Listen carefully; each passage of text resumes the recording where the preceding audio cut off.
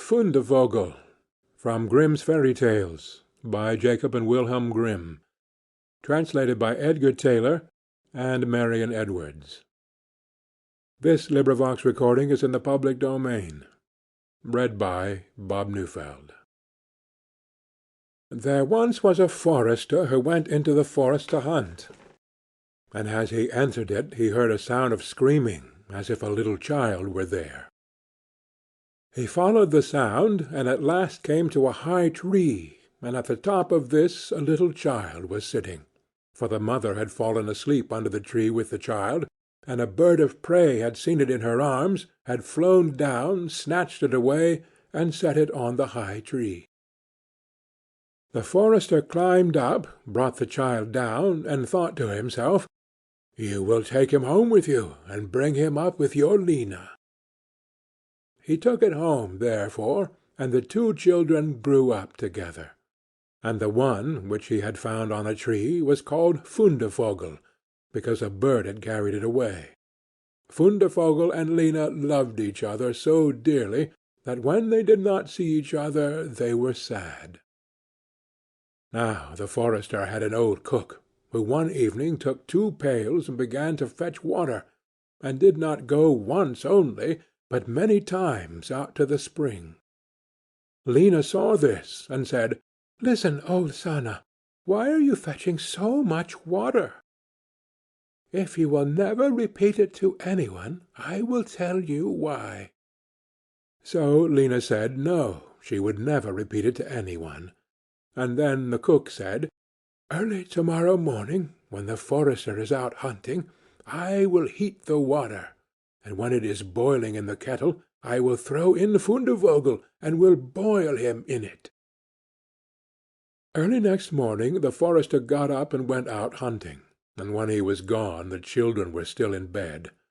Then Lena said to Fundevogel, "If you will never leave me, I too will never leave you."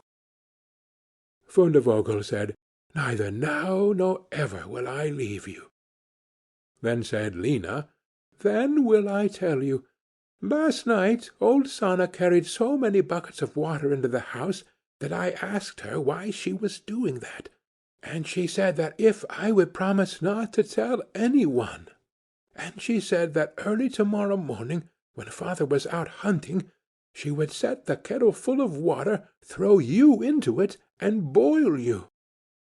But we will get up quickly, dress ourselves, and go away together." The 2 children therefore got up, dressed themselves quickly, and went away. When the water in the kettle was boiling, the cook went into the bedroom to fetch Fundevogel and throw him into it. But when she came in and went to the beds, both the children were gone. Then she was terribly alarmed, and she said to herself, "What shall I say now when the forester comes home and sees that the children are gone? They must be followed instantly to get them back again." Then the cook sent 3 servants after them, who were to run and overtake the children. The children, however, were sitting outside the forest, and when they saw from afar the 3 servants running, Lena said to Fundevogel, "Never leave me, and I will never leave you." Fundevogel said, "Neither now nor ever." Then said Lena, "Do you become a rose-tree, and I the rose upon it." When the 3 servants came to the forest, nothing was there but a rose-tree and 1 rose on it, but the children were nowhere. Then said they, "There is nothing to be done here," and they went home and told the cook that they had seen nothing in the forest but a little rose-bush with 1 rose on it. Then the old cook scolded and said, "You simpletons! You should have cut the rose-bush in 2, and have broken off the rose and brought it home with you. Go, and do it at once." They had therefore to go out and look for the second time. The children, however, saw them coming from a distance. Then Lena said, "Fundevogel, never leave me, and I will never leave you." Fundevogel said, "Neither now nor ever." Said Lena, "Then do you become a church, and I'll be the chandelier in it." So when the three servants came, nothing was there but a church with a chandelier in it. They said therefore to each other, "What can we do here? Let us go home." When they got home the cook asked if they had not found them. So they said no, they had found nothing but a church, and there was a chandelier in it. And the cook scolded them and said, "You fools! Why did you not pull the church to pieces and bring the chandelier home with you?" And now the old cook herself got on her legs and went with the three servants in pursuit of the children. The children, however, saw from afar that the three servants were coming, and the cook waddling after them. Then said Lena, "Fundevogel, never leave me, and I will never leave you." Then said Fundevogel, "Neither now nor ever."